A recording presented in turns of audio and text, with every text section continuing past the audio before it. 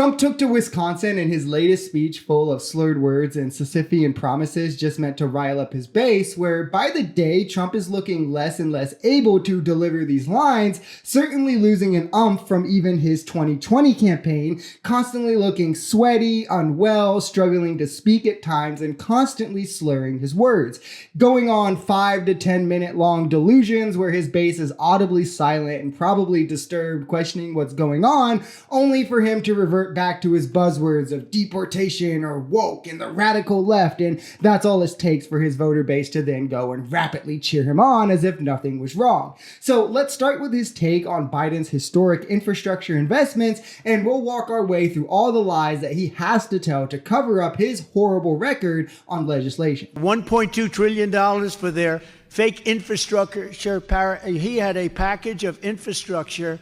You take a look at it. It's fake.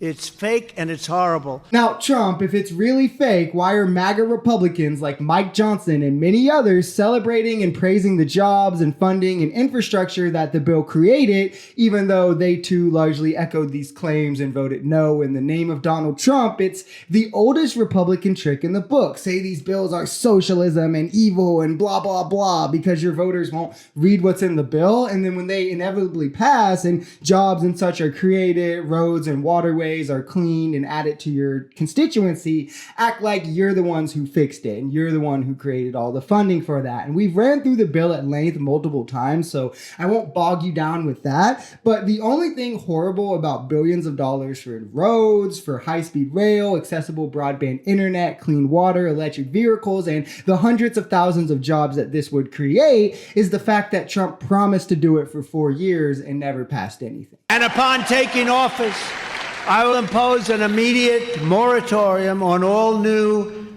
spending grants and giveaways under the Joe Biden mammoth socialist bills like the so-called Inflation Reduction Act. We're going to save all that money.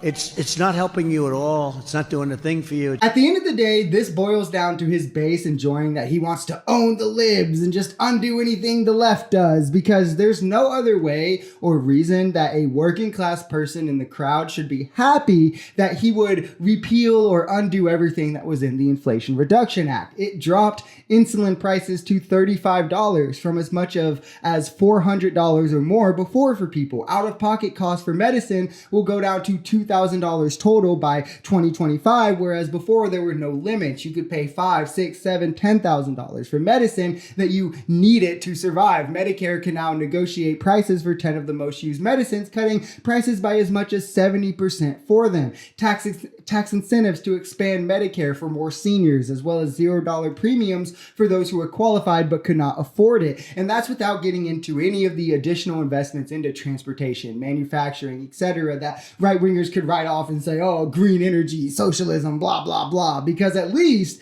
anyone should be able to bite the bullet and say more accessible healthcare, cheaper medicine for seniors is a major win that nobody should want to repeal just to own the libs, because Biden's name is the one that's on it. And people are waiting on line for a week, 2 weeks, a month, 3 months. And I made a deal with Congress. I had to get it through Congress that anybody that has to wait more than 24 hours goes outside, goes to a local doctor, we pay the bill, they get themselves fixed up. No, it just didn't work. He's purposefully misconstruing the facts to make it seem as if he did more than he actually did. The VA choice bill that he's kind of alluding to here was signed in 2014 under President Obama. It's what did all the things that he's trying to take credit for here, from giving them choice, guaranteeing their care, etc. Trump did sign the Missions Act in 2018, which slightly built onto this. And while it did kind of expand in terms of who qualified for the program, which is a benefit, don't get me wrong, the VA top official himself said it was practically a nothing burger, did nothing for the entire program, and what it meant to solve was wait times largely, and they're only worse in the private sector, which it solved it by, if the wait times are too long, they can go to the private sector and get it, but wait times are generally longer in the private sector than they are in the VA,